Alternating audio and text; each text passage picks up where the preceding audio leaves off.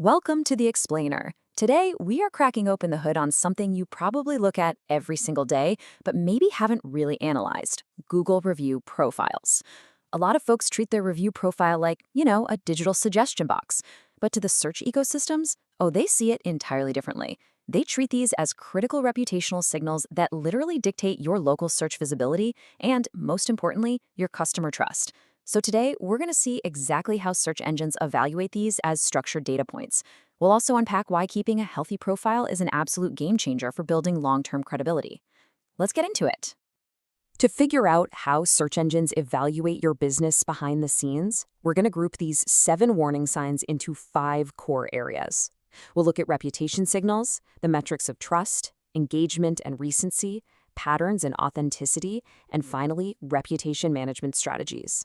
All right, jumping right into section 1, reputation signals and understanding entity credibility. Let's establish exactly what search engines are hunting for when they scan your profile. You see, search systems, they don't just read a collection of random customer opinions. Instead, they process what are called reputation signals. Basically, this is user-generated evidence evaluated right alongside your local citations and website content. They use all this data to calculate your entity credibility, and they do this long before a potential customer even clicks on your website link. If these signals are out of whack, the algorithm immediately flags you as a perception risk. And honestly, this quote brilliantly hits the nail on the head as to why we're looking at this. Small warning signs today can become major reputation problems tomorrow. You've absolutely got to catch these shifts early. By the time the algorithm actually recognizes a negative pattern, the damage to your local search visibility, it's already happening. Moving on to section 2, the metrics of trust, specifically focusing on ratings and sentiment. This is where we examine the hard metrics behind the first 2 warning signs. Okay, picture this. You log into your dashboard and see your average rating has tanked from a stellar 4.9 down to a 4.2. Talk about a massive red flag, right? Actually, a falling average rating is pretty much the fastest way to get your local search visibility completely throttled. Search systems look at this metric and see a direct, undeniable indicator of lower customer satisfaction and sinking credibility. But what's really fascinating here is how the algorithms actually differentiate between the types of declines. A sudden rating crash, where you get a bunch of negative sentiment all at once, well, that's interpreted as an immediate customer dispute or some sort of major service failure. On the flip side, a gradual erosion over a longer period, that points to a deep, persistent, systemic operational flaw. Both are going to destroy trust for sure, but they require entirely different strategies to fix. And hey, it goes way beyond just the star rating. Search engines are literally reading the text of the reviews using natural language processing. So if your sentiment distribution is packed with negative keywords, words like late, poor, or ignored, that text weakens your trust score in real time. Search engines are evaluating the context. That means your textual review content is basically providing granular evidence about the actual customer experience. Let's slide into section 3, engagement and recency, or as we like to call it, the freshness factor. This covers warning signs 3, 4, and 7 on our list. Now, this brings up a super critical question, one I see debated all the time. Does having a massive backlog of historical 5-star reviews outweigh a lack of current feedback? Like, if you had 500 amazing reviews from 3 years ago, but absolutely 0 this month, are you safe? Well, the answer is kind of complicated, but super revealing. High review quantity is great for building strong foundational credibility. It proves you have historical staying power. But search engines heavily prioritize fresh reviews. They crave updated evidence regarding your current operational relevance. So, an inactive profile that's just loaded with outdated feedback, it's actually perceived as a major reputation risk, simply because the algorithm has 0 proof that your service is still up to par today. On top of that, maintaining a non-responsive profile is incredibly damaging. Think about it. Nobody likes being left on read. And guess what? Neither does Google. When you ignore customer reviews, you leave a massive perception gap.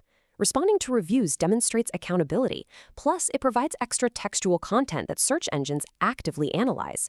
So going silent actually hurts your visibility and strips away your control over your own narrative. Which elegantly leads us to our next warning sign: declining review velocity.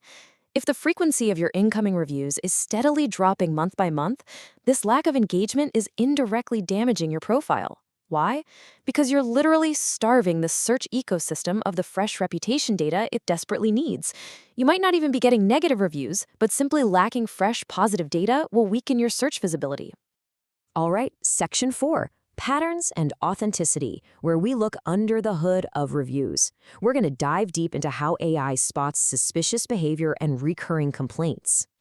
So, here's the crucial point about how algorithms handle negative feedback. Isolated rants? Totally normal. Every business gets them, no big deal. But when an AI system starts clustering hundreds of individual reviews into repeated complaint themes, like, say, persistent delivery delays or constant billing disputes, it signals a verified, consistent business failure to the algorithm. The system picks up on that pattern, and suddenly that recurring theme becomes a massive anchor dragging down your entity credibility. And it goes beyond just complaints. Authenticity itself is heavily monitored. Search ecosystems use behavioral analytics to weed out suspicious profiles. An authentic profile is going to have natural sentiment variation and realistic timing. But if a system catches repetitive language patterns, sudden bursts of weird review timing, or inconsistent reviewer histories, boom, that triggers fraud warnings. This kind of suspicious behavior severely compromises your credibility. Because to a search engine, if you aren't authentic, you just aren't visible. Finally, Section 5. Reputation management strategies and addressing the warning signs. We know the warnings, but how exactly do we fix them? Organizations generally weigh two main approaches here. First, reactive approaches. These give you faster visibility into immediate issues, kind of like putting out a fire after a sudden rating decline. It's totally necessary, but it relies on the damage already being done. Organic approaches, on the other hand, act more like taking your daily vitamins. They strengthen long-term trust signals through sustained, gradual reputation development. The absolute best organizations know they have to balance that immediate crisis management with a sustainable organic strategy. Similarly, we see this balance play out between content suppression and content enhancement. Content suppression is all about reducing the visibility of negative reputation signals in search results. But to truly heal a profile, you have to pair that with content enhancement. That means actively generating authentic, positive feedback to improve your overall sentiment distribution. Basically, it's about tipping the scales back into balance, so your positive trust indicators completely outweigh the negative ones. Now, because navigating all these algorithmic nuances is frankly super complex, the source notes that organizations often lean on structured platforms like Clear My Name for ongoing Google review management and continuous monitoring. Doing this allows them to proactively tackle these 7 warning signs way before they escalate into deep-seated reputation risks that could throttle their business growth. As we wrap up the explainer today, I want to leave you with a vital question to chew on regarding your own business. Take a hard look at your data. Are your current reputation signals actively driving growth and building a solid trust asset? Or are they secretly hiding a reputation risk that's just slowly eroding your credibility in the background?